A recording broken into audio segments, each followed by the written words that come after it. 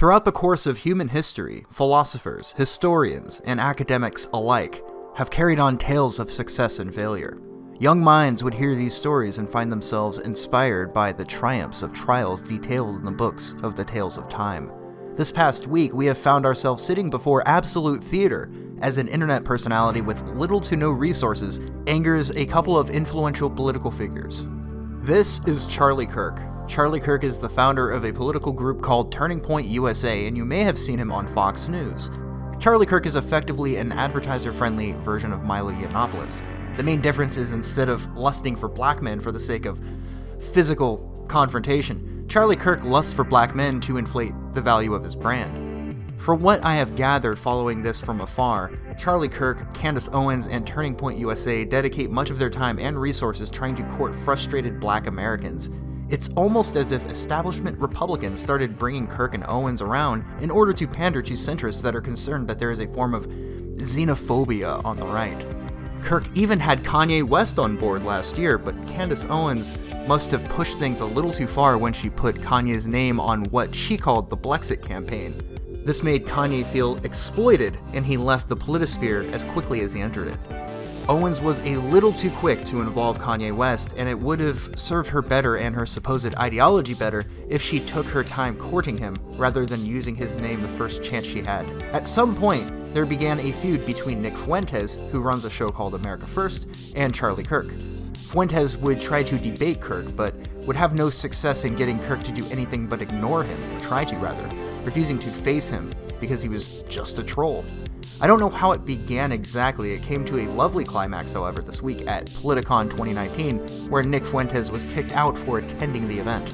The average person would think that this would just make things worse, and the average person would be right. My question is for Charlie Kirk.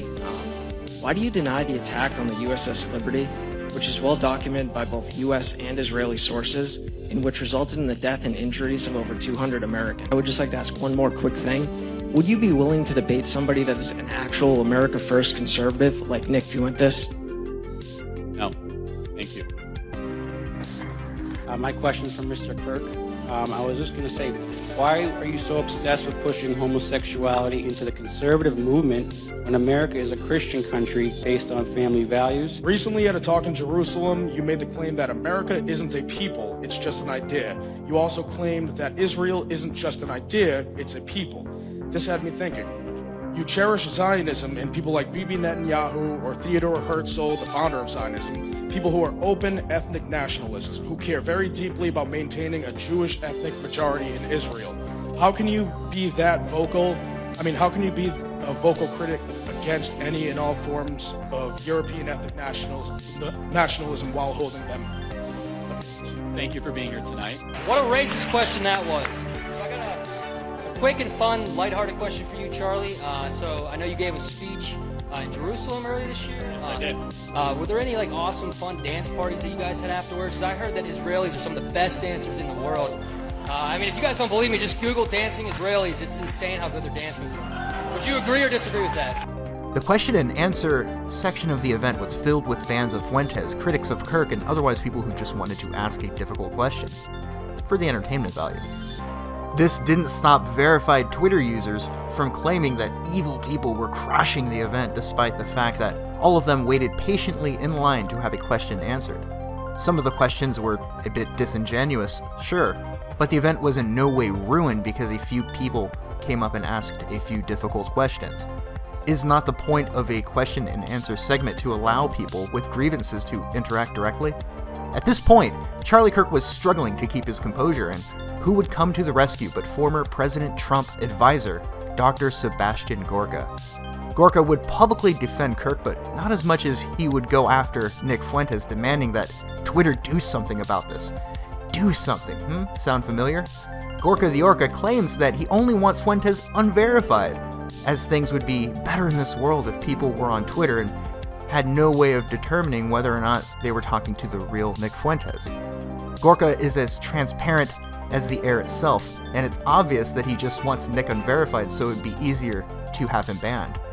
Gorka sent out something like 10 separate posts on Twitter tagging Twitter support or Twitter CEO demanding that action be taken.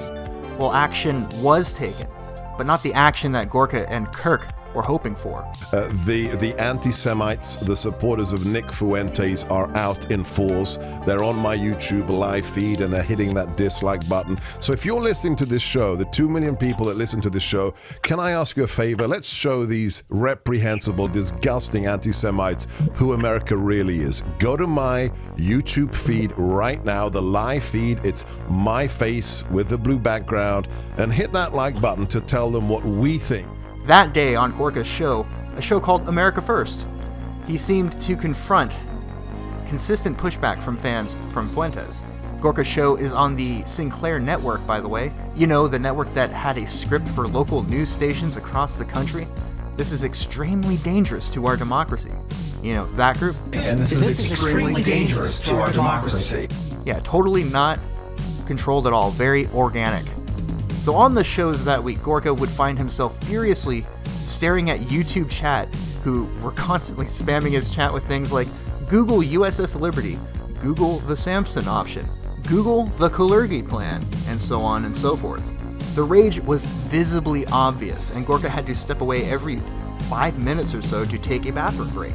Line 5, Jack, welcome to America First. Shout out to the growing person Nick Fuentes. Watch America First. Oh, drop the gun. Let's go to line 3. See, this is the level of their sophistication. Shut up. Watch Nick Fuentes. Gorka also called Fuentes a grifter over and over again on his show, often right after Gorka himself tried selling you a pillow or new age medicine or perhaps his new book. Even in one of his tweets complaining about Fuentes, he shilled his book. Many of us had a lot of fun posting in chat, that is until YouTube shut down Gorka's YouTube channel. There is a little bit of cosmic irony there, that's for sure. As much as I would like the story to end there, I mean, I wouldn't really like the story to end there, but for the sake of this video, as much as I would like the story to end there, it has actually grown a little bit more. Here we have an event by Chicago Antifa where they openly dox Nick Fuentes, Richard Spencer, his girlfriend, Fuentes' parents, and Patrick Casey, one of the people who asked Charlie Kirk a difficult question at that event. Now this is coming from Antifa, so we have to take this with a massive grain or two of salt. This article would not have been possible without assistance from TPUSA members and other sources. This is according to Antifa, who have every reason to stir up even more drama, but if we take them at face value, it lines up with the behavior we have been seeing from Charlie Kirk and Sebastian Gorka leading up to this. This would not be the first time something like this happened either. People on the right tend to utilize Antifa when it suits their needs. A while back, Mike Cernovich, associate of Alan Dershowitz, who is the lawyer and co-defendant of Jeffrey Epstein, attempted to use Laguna Beach Antifa to disrupt a Richard Spencer event. Neither side has the moral high ground. I would like to give those listening some advice. Personalities on the internet, especially political ones, are in it for themselves.